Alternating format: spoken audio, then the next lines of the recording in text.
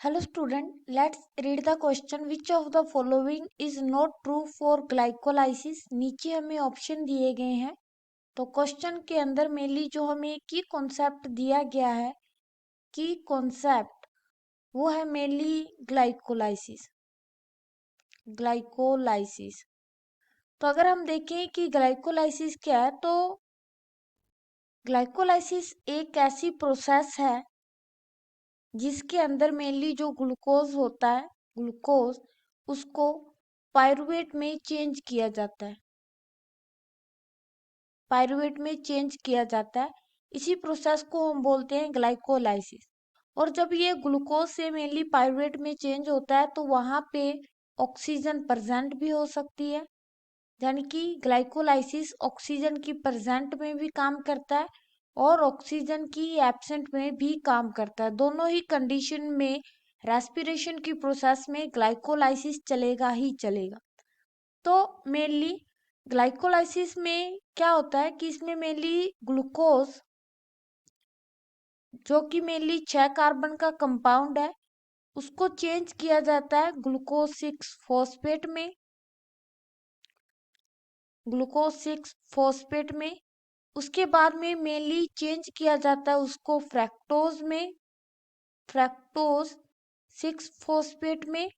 फिर उसको चेंज किया जाता है फ्रैक्टोज 1,6 बिस फॉस्फेट में, 1,6 बिस फॉस्फेट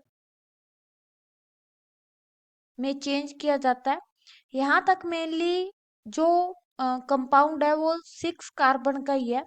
इसके आगे फ्रैक्टोज 1,6 बिस फॉस्फेट को मेनली 2 कंपाउंड में ब्रेक किया जाता है। पहला जो होता है वो मेनली है डाईहाइड्रोक्सी, डाईहाइड्रोक्सी एसीटोन फॉस्फेट। दूसरा जो है वो है ग्लिसरेल्डिहाइड,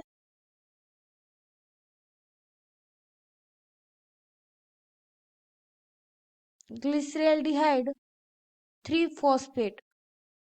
अब उसके बाद में मेनली ग्लिसरेल्डिहाइड 3 फॉस्फेट या हम इसको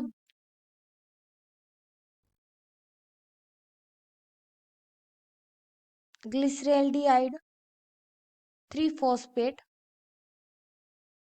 इसको मेनली आगे स्टेप बाय स्टेप फॉलो करते हुए पैप के अंदर चेंज किया जाता है जिसको हम बोलते हैं phosphoenol, phosphoenol pyruvic acid, phosphoenol pyruvic acid. और लास्ट में इसको मेनली पायरुवेट के अंदर चेंज किया जाता है।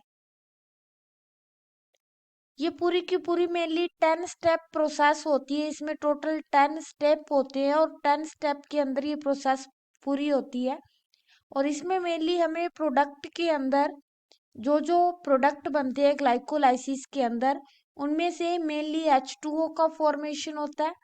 इसके साथ ATP बनती है, डायरेक्ट ATP बनती है जिसको हम बोलते हैं substrate level phosphorylation, substrate level phosphorylation, phosphorylation.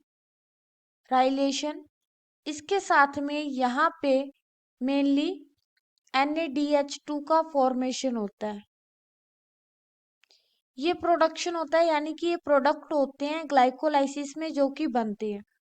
तो अगर हम हमारे ऑप्शन देखें तो क्वेश्चन में ये पूछा है कि कौन सा ट्रू नहीं है। तो पहला है and product is CO2 and H2, लेकिन ग्लाइकोलाइसिस में पूरी की पूरी ग्लाइकोलाइसिस में CO2 कहीं नहीं बनता। तो ये स्टेटमेंट रॉन्ग है और हमें यही बताना है कि कौन सी स्टेटमेंट ट्रू नहीं है, यानी कि फॉल्स है। तो हमारा करेक्ट आंसर है ए। बी देखते हैं, सबस्ट्रेट लेवल फॉस्फोराइलेशन ये प्रेजेंट होता है, डायरेक्ट ATP बनती है। थर्ड है प्रोडक्शन ऑफ H2O, वाटर भी बनता है। एक्सपेंडिचर ऑफ ATP ये भी होता है। तो करेक्ट आंसर जो है वो है A. Hope you understand it well. Best of luck, thank you.